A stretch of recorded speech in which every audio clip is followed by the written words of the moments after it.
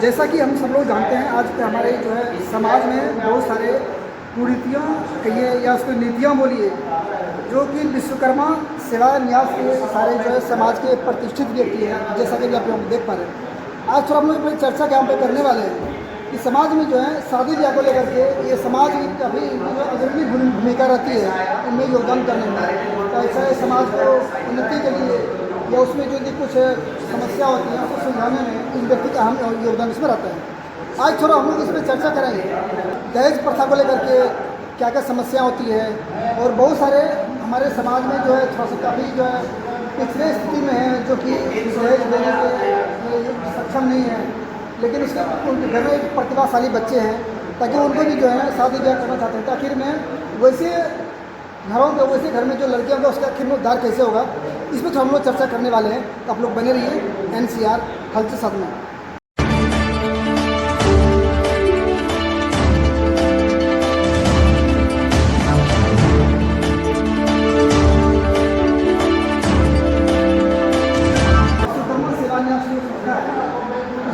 समाज में जो हर एक गतिविधि उसमें अच्छी भूमिका निभाती है। आखिर इस समाज को इसे मुक्ति कैसे मिलेगी? देखिए, सबसे पहले आपके NCR चैनल को मैं बहुत बहुत धन्यवाद दूँगा कि आपने इस चीज़ पर पहल करना चालू किया या हमारे समाज से आपने इसका ओपिनियन मानना चालू किया। तो हम तो ये कहेंगे कि हमारी जो समाज है, ये जो बनी है ना, इसी समाज के कुरीतियों को खत्म करने के लिए ही बनी है। चाहे दहेज प्रथा हो, चाहे किसी का मन प्रताड़ना हो रहा हो, चाहे कोई गरीबी से परेशान हो, चाहे कोई शिक्षा से वंचित है, तो इन सारी चीज़ों को सुनियोजित करने के लिए ये समाज बनी है। तो उसमें से आपका जो प्रमुख है कि भाई दहेज प्रथा, तो मैं तो समाज के मैं अपने बुद्धिजीवी लोगों को कहूँगा कि दहेज लेना भी आसान है, तो लेना तो आसान है, देना बड़ी कठिन होता है। तो मैं खास करके उन लड़के के जो पेरेंट्स हैं उनसे रिक्वेस्ट करूंगा कि ये कभी ये ना गर्व करें कि हमें बेटा है, हमें तो देना है नहीं, तो हमको लेंगे कस के, तो भगवान आपको कस के ले, इसलिए ऐसा सोचे ही नहीं। पहले लड़के वाले दहेज मांगना बंद कर दें। लड़की वाले क्या करेंगे? वो तो खोज रहे हैं कि कोई लड़के वाले बंद करें कि हम दहेज नहीं लेंगे। लड़की वाले अगर ऐसा लड़के वाले सोच लें तो लड़की वाले तो खुश होकर दहेज देंगे। दहेज मिलता क्या है? हम बच्चे के लिए किसी संदूक में या किसी कोठी में अनाज को रखते हैं तो हम अपने भविष्य के लिए रखते हैं। तो जो दहेज देते हैं हम अपने उस बच्चे को एक हेल्प है, तो वो स्वेच्छा से होनी चाहिए, ना कि किसी के मांग से, डिमांड से। बहुत से लोग कहते हैं कि मैंने पढ़ने में इतना खर्चा किया, तो मैं तो कहूँगा उनको आप पढ़ाते ही नहीं, फिर तो आप फिर शादी करते हैं। भाई पढ़ाने के बाद ज़्यादा पैसा लग गया आपको, तो आप पढ़ाओ मत और उसको फिर शादी करो। आपने पढ़ाया अपने बच्चे को आगे बढ़ाने के लिए या किसी लड़की वाले को परेशान करने के लिए, मैंने जी पढ़ाने में इतना पैसा खर्च कर दिया इसलिए इतना चाहिए। इन सब चीज़ों को पहले उन्हीं लोगों से मैं रिक्वेस्ट करूँगा कि ऐसा ना सोचें। और मैं ये सोचूंगा कि आप अपना भविष्य उसके हाथों में सौंपने जा रहे हैं जो आपके घर में आएगी। आप उसके ऊपर डिपेंडेंट होने आने वाले समय में जब आप गिर जाएंगे तो थामने को वही, तो फिर अपना भविष्य खराब कर रहे दहेज लेने में तो कुछ नहीं कहूँगा। और समाज में ये निकल के आ रही है, बहुत से बहुएं सास ससुर की कोई आदर कदर नहीं करती।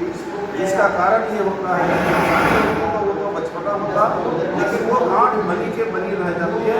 जो कि लड़की वाले के माँ बाप अपने बच्चे को कहता है बेटा मैंने बहुत दहेज देखे तुम्हारे सास ससुर जो शादी किया होना, इसलिए कि थोड़ा उस घर में मतलब जो हमें तकलीफ हुआ है जब वो बताते हैं ना लड़की वाले के माँ बाप, तो उस लड़की के मन में ये घूमता रहता कि समय पलटी मारे, तो फिर मैं उस लड़के वाले को या मैं अपने सास ससुर को बताऊँगी कि कैसा होता है दहेज देने का मजा।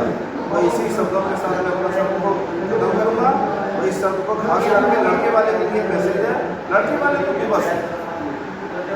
तो सर ये बताइए, मुझे कुछ जानकारी मिले लोग बहुत सारे लोग कहते हैं कि जो है दहेज मुक्त शादी होना चाहिए, आखिर में दहेज मुक्त शादी होनी चाहिए?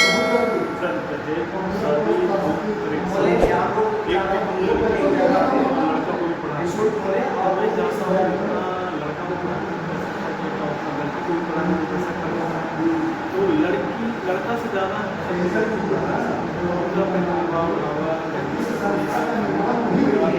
थोड़ा सा लड़की को लड़के से ज़्यादा लड़की के अंदर स्वभाव होता है।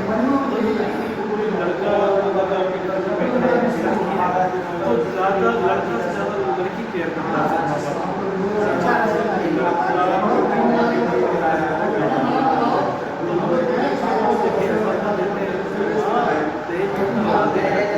शिक्षा में योगदान लड़की को पढ़ाने में योगदान तो लड़की अपना पैर तो लड़का वालों को गर्व होगा कि लड़की अपना पैर पे खड़ा है।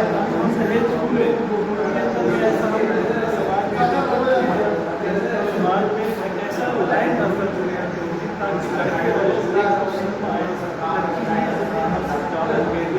आगे बढ़ रही है।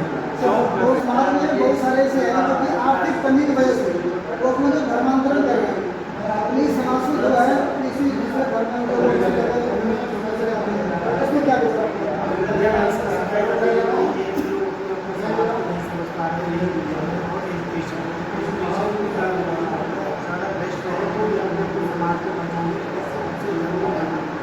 आपको समझे कि हमारा धर्म हमारा संस्कार इसी से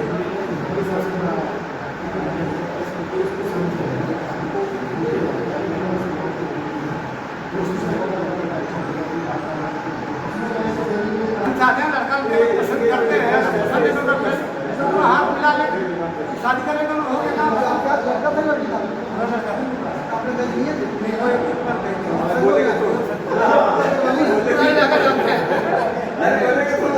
बुरा इलाका जानता है लड़के को दिए और लड़के को लड़की को दिया लड़के दिए ही नहीं आखिर में लड़के जो अपने हमने नहीं दिया हमारा लड़की बहुत पसंद है हमने लिए बहुत पसंद है हाँ लड़की के क्यों उनका वो विचार मिलेगा उनका विचार हमारा विचार था हम नहीं देंगे तो आप ये रहते हो अपने बराबर हमें नहीं हम देखिए दूसरे कमाई से कमाने निकल आते हैं जो अपना बाजू घरों से कमा लिया वही सबसे बड़ी कमी है सबसे बड़ी पूरा होना चाहिए और जो वो भिखमंगा होता मांगता है वो दूसरे नहीं मांगता है अभी से सिलेंडर भाव कर दिया तो लड़का को तो शादी नहीं हुई और लड़की को मजदूरी देना पड़ जाएगा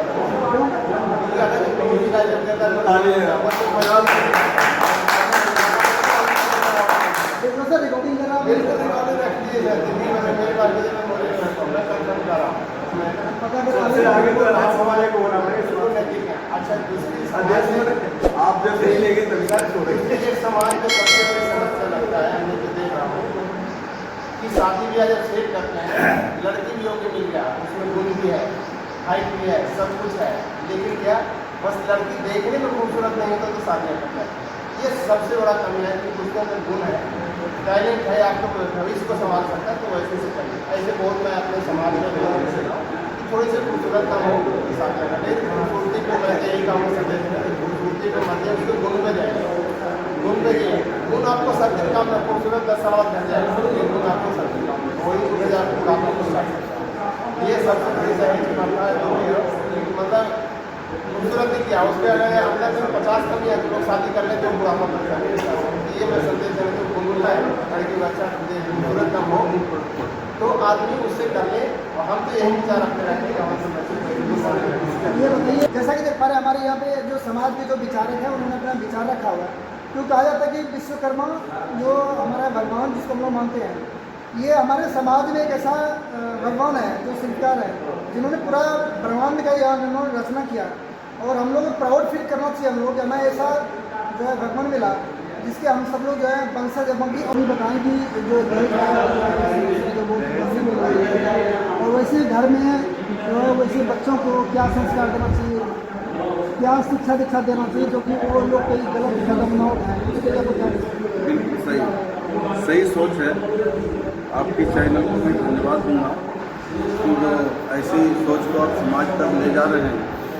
तो मेरे पास मैं अपना अनुभव बताऊंगा।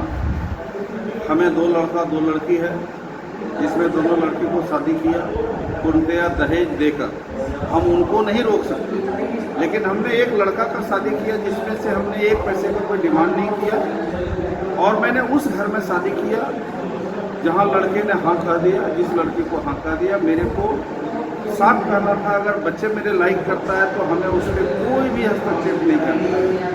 दहेज का जहाँ तक विषय है माँ बाप का होता है लड़के जिसकी शादियाँ होती है वो दहेज नहीं मांगता है, मांगता है उसके माँ बाप। तो माँ बाप को ये मैं कहूँगा कि जो तुम दहेज ले रहे हो ना, तुम अपना बम और पिस्तौल खरीद रहे हो। इसकी जो दुष्प्रभाव है ना, आपके बुढ़ापे में जरूरत पड़ेगा। वही बहू आकर और आपको उस चीज़ का दंड देता है और फिर कहते हो कि बहुएँ खराब होती है। बहुएँ कोई खराब नहीं होती है। पहले आपकी सोच सही हो तो दहेज ना लें। मैं तो ये कहूँगा, लेने वाले से कहूँगा, देने वाले तो मजबूर है क्योंकि बच्ची है। हर माँ बाप चाहता है मेरी बच्ची अच्छे घर में जाए, अच्छा लड़का हो।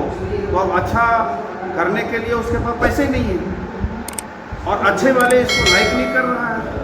कई दफ़ा ये भी नेगेटिव आ जाती है कि वो लड़की बार बार ये देखती है कि हमारे माँ बाप के पास इतनी औकात नहीं है जो कि मैं अच्छे लड़का से मेरी शादी हो सकती है, मैं अच्छे घर में मेरा भविष्य पल सकता है। तो वो क्या करती है, फिर उस दरमियान में वो गलत कदम उठा लेती है।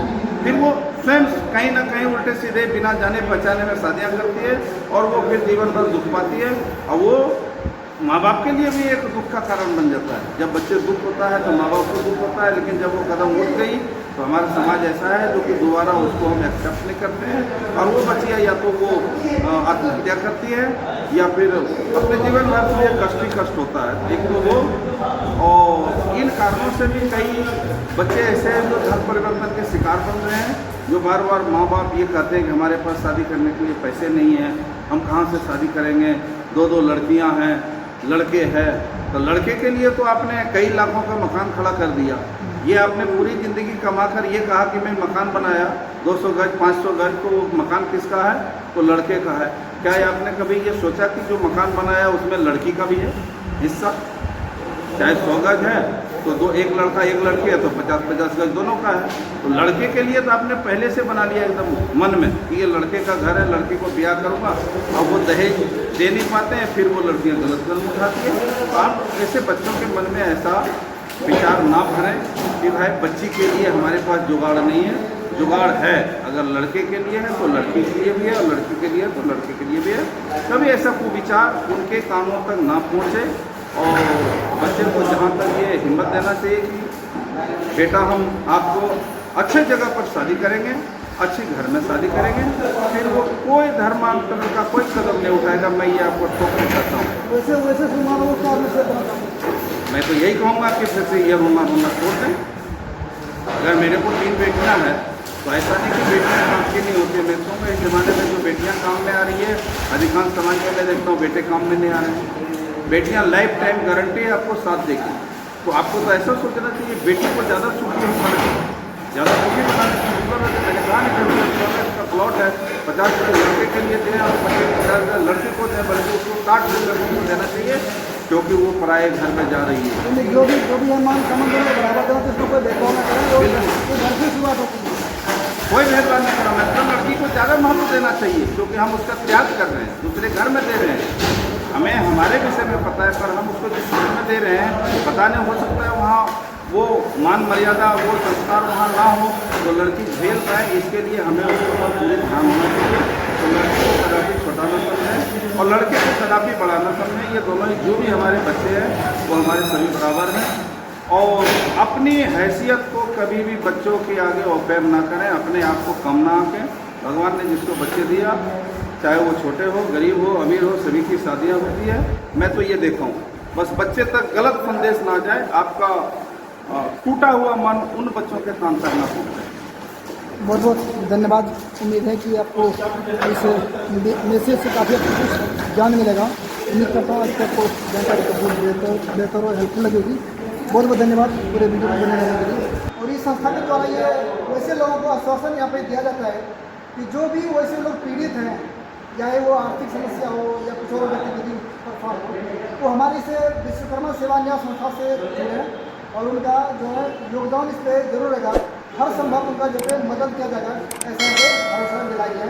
बाकी आप लोग इस विषय में अपना क्या विचार रखते हैं, क्या वाकई में दहेज मुक्त शादी होनी चाहिए और जो धर्मांतरण जो हो रहा है उसके बारे में आपको क्या विचार है, अपना अनुभव जरूर हमारे साथ साझा करें। इस तरह के तमाम खबरों के लिए बहुत बहुत धन्यवाद।